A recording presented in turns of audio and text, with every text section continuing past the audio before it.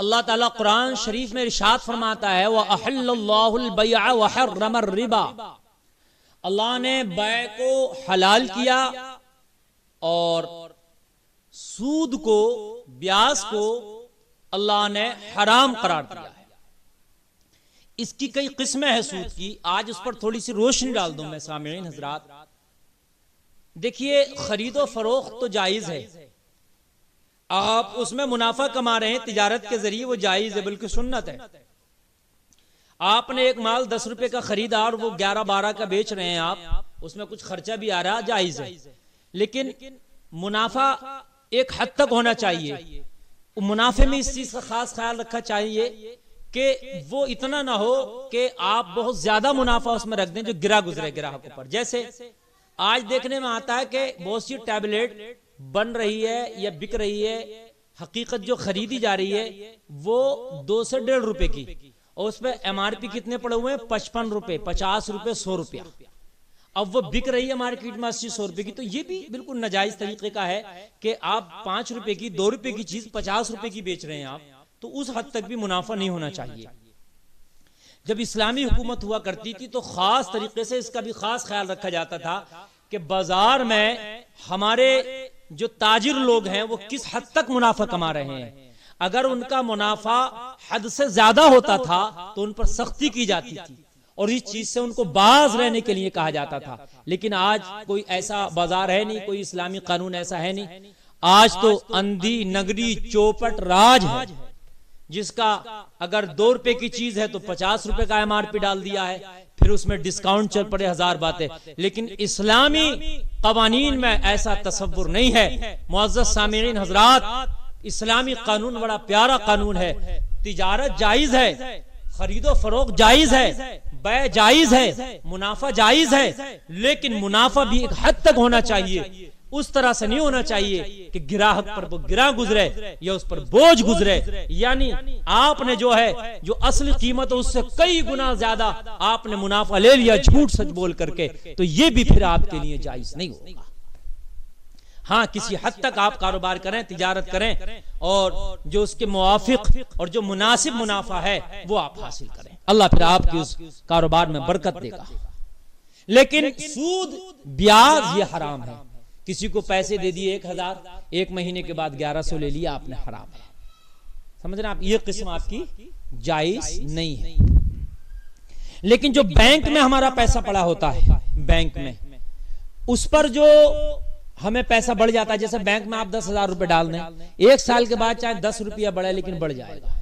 تو ہندوستان کے اندر خاص کر ہمارے علماء نے ہندوستان کے اندر یہ جائز قرار دیا ہے، اس طرح کا بیاج یہ جو بینک میں آپ کی نقدی پڑی ہے 1 لاکھ 2 لاکھ یا جتنے بھی حسب حیثیت کسی شخص کے پڑے ہیں، اور ان کے حیثیت کے مطابق جو ایک آتا ہے بڑھتا ہے پیسہ بینک میں، تو اس کو علماء نے جائز قرار دیا ہے۔ ایسے ہی شکل FD وغیرہ کی علماء نے بتائی ہے کہ جو آپ یہاں ہندوستان میں خاص کر جو آپ جمع کرتے ہیں اور اس کا کچھ گنا بڑھ کے ہندوستان کی حکومت کے ذریعے سے آپ کو ملتا ہے، تو کیا وہ جائز ہے؟ تو ہندوستان کے لیے وہ بھی جائز ہے۔ یہ مسئلہ ہر جگہ کا نہیں، خاص کر ہندوستان کا میں بیان کر رہا ہوں، اپنے ملک کا، کیونکہ ہمیں اپنے ملک سے سروکار ہے۔ اور اس میں کئی چیزیں اور بھی ہیں، جیسے ہم رہن پہ زمین رکھتے ہیں، رہن بھی کئی طرح کا ہوتا ہے کہ بھئی ہم اس فصل میں 1 کنٹل تم سے غلہ لیں گے، گیہوں یا دھان، آپ کے فصل ماری جائے، زیادہ پیدا ہو یا کم، 1 کنٹل دینا یہ بھی جائز نہیں ہے۔ اس لیے کہ آپ نے تو 1 کنٹل طے کر لیا، اس کے 1 کنٹل پیدا ہو کہ نہیں ہو، ماری جائے فصل، یہ جائز نہیں ہے۔ جو پہلے ٹھیکے پہ زمینیں لے لی جاتی ہیں، یہ بھی جائز نہیں ہے ٹھیکے پہ زمین لینا۔ وہ جو اناج طے کر لیا جاتا ہے کہ صاحب یہ اناج ہے، اتنا اناج ہم آپ کو دیں گے اور یہ فصل آپ کی بوئیں گے، یہ 2 فصلوں کے لیے، یہ بھی جائز نہیں ہے۔ ایسے ہی باغ 2 سال کے لیے بیچ دیا جاتا ہے، 2 سال کے لیے جو باغ بیچ دیے جاتے ہیں، 2 سال پہلے اس کی رقم حاصل کر لی جاتی ہے، اب 2 سال تک وہ باغ والا جس نے خریدا ہے اس میں آم آئے نہ آئے، فصل آئے کم آئے، اب اس کا ذمہ دار وہ ہے، یہ بھی جائز نہیں ہے، اس لیے کہ آپ نے فصل کی رقم پہلے لے لی، کیا معلوم وہ بازار میں کس قیمت کو بکے، بازار میں اس وقت کا ریٹ کیا ہو، یا پھر وہ فصل کس حد تک آئے، یا فصل خراب ہو جائے یا فصل نہ آئے، اس میں بہت ساری صورتیں ہیں، تو اس لیے باغ بھی پہلے بیچنا جائز نہیں ہے۔ یہ بھی اسی کی صورت ہے جیسے رہن پہ زمین ہم لے لیتے ہیں پہلے، وہ بھی جائز نہیں ہے کہ صاحب ہم نے اتنے غلے میں آپ کی زمین لی یا اتنے کنٹل اناج میں اتنی بیگھہ زمین لی، یہ بھی ٹھیکے پہ لینا یا اس طریقے سے رہن پہ لینا یہ جائز نہیں۔ باغ پہلے بیچ دیا جاتا ہے وہ بھی جائز نہیں، اس لیے کہ اسلام میں اس طرح کی بے جائز نہیں ہے کہ جس میں کسی کو تکلیف ہو یا پھر گھاٹا ہی گھاٹا ہو۔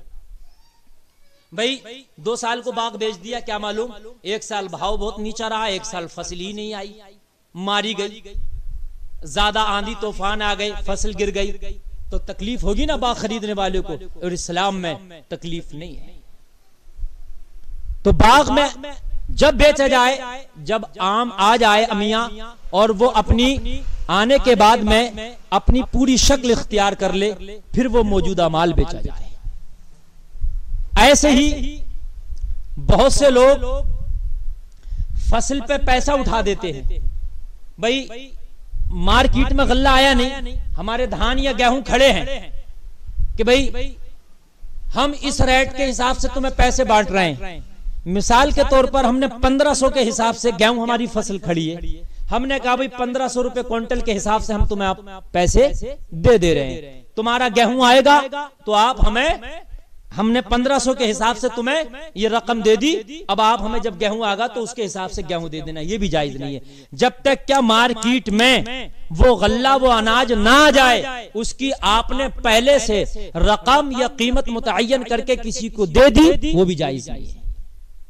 دھانوں پہ پیسے، گیہوں پہ پیسے مجبور لوگ بیچارے لیتے ہیں نا، ہاں یہ جائز ہے کہ بھئی یہ میں نے آپ کو پیسے دے دیے 10,000، اب تیری جب فصل آئے گی جس ٹائم اس ٹائم جو بھی ریٹ ہوگا اس ریٹ کو میں تیرا غلہ میں ہی لوں گا، مجھے ہی کو دینا،